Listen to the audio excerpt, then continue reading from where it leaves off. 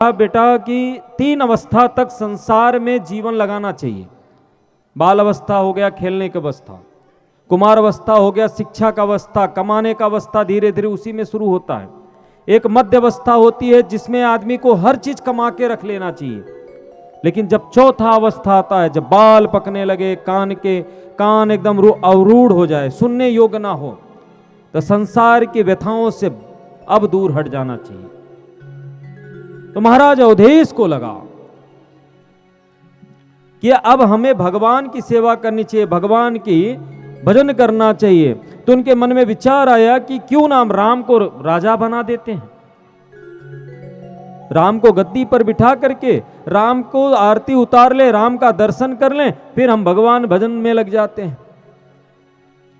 महाराज अवधेश गुरु वशिष्ठ जी को बुलाते हैं और कहते हैं, मुनिवर अगर गुरुजी आप आज्ञा करें तो राम को राजगद्दी दे देते हैं, क्योंकि अब मुझसे नहीं रहा जा, मतलब अब मुझसे राजगद्दी अब नहीं संभाला जाता है। अब मैं भगवान का भजन करना चाहता हूं, राम को राजगद्दी पर बिठाकर उनकी आरती कर लेता हूं। अब प्राण रहे या तो चला जाए, अब मुझे जरूरत नहीं है, क्योंकि अब सारे मनोरथ ने भगवान पूर्ण कर दिया। अब एक यही मनोरथ है, राजगद्दी पर बिठाऊं, अब प्राण चले जाएं तो कोई दिक्कत नहीं। मुनि वशिष्ठ जी ने कहा, राजन आपने तो विचार बड़ा सुंदर किया है।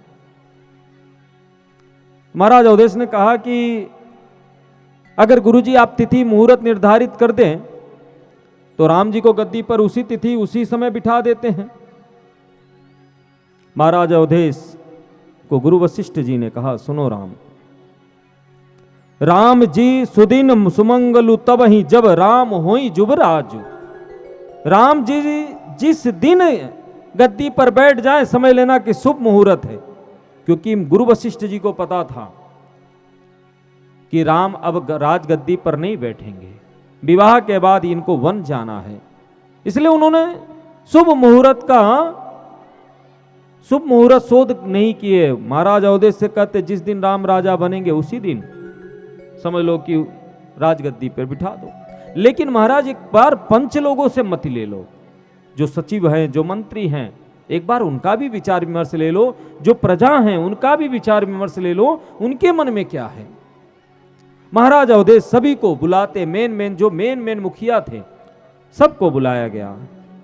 अब सबसे कहा गया, मंत्री से, सचिव से, प्रजाओं के जो नायक थे सबको कहा गया कि भाई हम राजगद्दी राम को देना चाहते हैं, आप सबकी क्या राय है।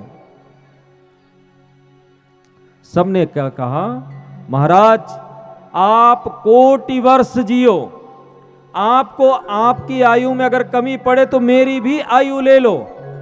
आज मेरा जीवन धन्य धन्य हुआ, क्योंकि मैं चाहता था कि राम अब राजगद्दी पर बैठ जाए।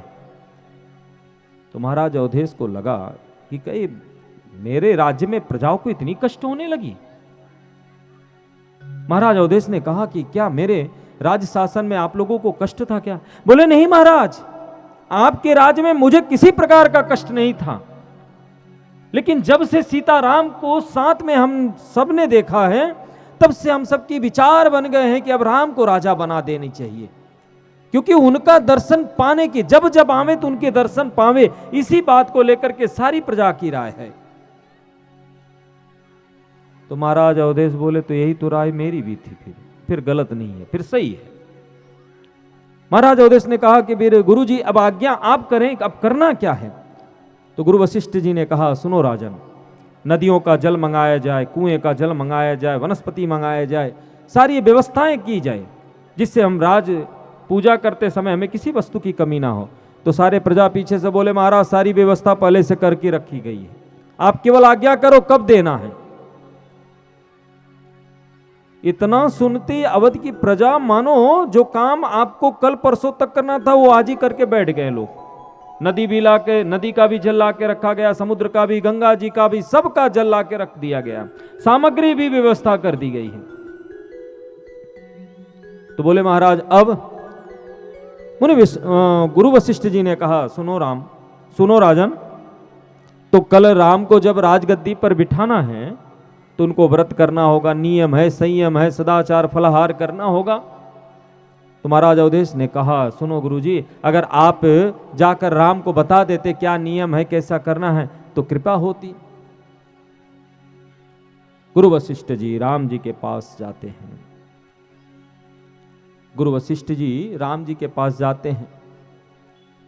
राम जी गुरु जी को प्रणाम करते हैं, बुलाते के उनको आसन पर बिठाते, उनकी पूजा वंदन करते हैं। फिर राम जी ने गुरु वशिष्ठ जी को प्रणाम करते हुए कहा कि सेवक सदन स्वामी आगमनु मंगल मूल अमंगल दमनु। गुरुजी, अगर आप आज्ञा देते तो हम खुद चले आते, आपको आने की क्या जरूरत थी? आप क्यों कष्ट किए? सेवक को बुला लेते, सेवक हाजिर हो जाता। अरे आपने कष्ट कर दिया, आपने अपना प्रभुता छोड़ करके इस तुझ सेवक को आपने स्वीकार किया। मेरे अहोभाग्य, आपने अगर अपना चरण मेरे घर में रख दिया है तो कहीं ना कहीं मेरा भाग्य उदय होगा। तो गुरु वशिष्ठ जी ने कहा, हाँ राम, भाग्य उदय होने वाले हैं। बोले, आपका आने का कारण गुरुजी? बोले, आने का कारण यह है कि आपके पिताजी का विचार है, सबकी इच्छा है कि आप राजगद्दी पर बैठो, राजा बनो। अब सारे कार्य आपको देखना है। राम जी ने कहा, जैसी आपकी आज्ञा। अब वहां पर बोल दिए। गुरु वशिष्ठ जी विदा लिए चले आए। राम जी उदास खड़े थे। तो मां जानकी जी ने पूछा, प्रभु आप उदास क्यों खड़े हैं, क्या बात हो गई? तो राम जी ने कहा, मैं उदास इसलिए खड़ा हूं कि चारों भाई साथ में जन्म लिए, चारों भाइयों का नामकरण एक साथ हुआ, चारों भाई एक साथ शिक्षा लिए, चारों भाई एक साथ जनेऊ धारण किए, चारों भाइयों का एक साथ विवाह हुआ।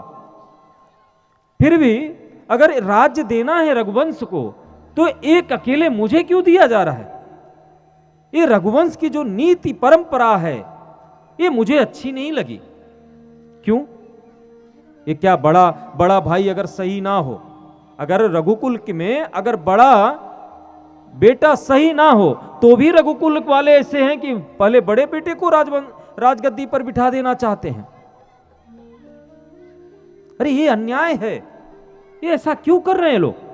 अरे भरत को राजगद्दी दे देते, भरत इतना सदाचारी है, भरत का प्रेम है, तो भरत को गद्दी पर बिठाते तो मेरा भी नाम श्रेष्ठता में बढ़ जाता था